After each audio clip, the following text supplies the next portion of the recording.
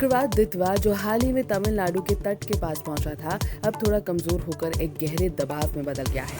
ये तूफान भारी बारिश और तेज हवा लेकर आया है, जिससे तमिलनाडु के कई इलाकों में, खासकर चेन्नई, कोडालोर, मयिलादुथुराई, विलुपुरम और पुडुचेरी में लोग परेशान हैं। सरकार ने बहुत सतर्कता दिखाई है और कई जिलों में रेड अलर्ट जारी कर दिया है। इसी वजह से आज यानी 1 दिसंबर 2025 को तमिलनाडु के कई जिलों में स्कूल बंद रखे गए हैं, ताकि बच्चों की सुरक्षा बनी रहे। भारी बारिश और तेज हवा की वजह से स्कूलों को बंद करना सुरक्षित समझा गया। चक्रवात ने श्रीलंका में भी भारी तबाही मचाई है, जहां अब तक 334 लोगों की मौत हो चुकी है और कई लोग लापता हैं। भारत में इस तूफान का असर दक्षिणी तटों पर पड़ा है, खासकर तमिलनाडु और पुडुचेरी क्षेत्र में। यहाँ लोगों को समंदर के किनारे जाने से मना किया गया है और मछुआरों को सुरक्षित रहने की सलाह दी गई है। चेन्नई में तेज बारिश के चलते कई जगह पानी भर गया है और यातायात प्रभावित हुआ है। मौसम विभाग के अनुसार दितवा तूफान अब धीरे धीरे कमजोर हो रहा है, लेकिन बारिश और तेज हवा का असर कम से कम कुछ दिनों तक बना रह सकता है।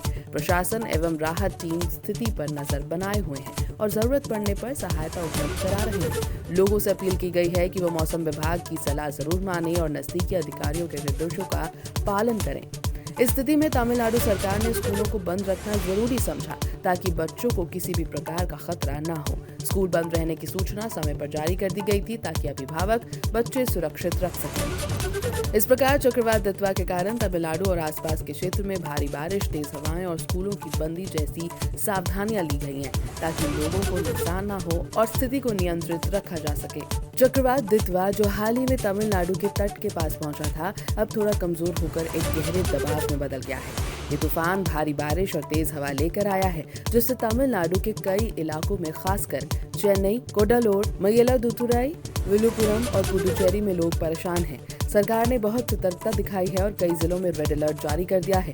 इसी वजह से आज यानी 1 दिसंबर 2025 को तमिलनाडु के कई जिलों में स्कूल बंद रखे गए हैं, ताकि बच्चों की सुरक्षा बनी रहे।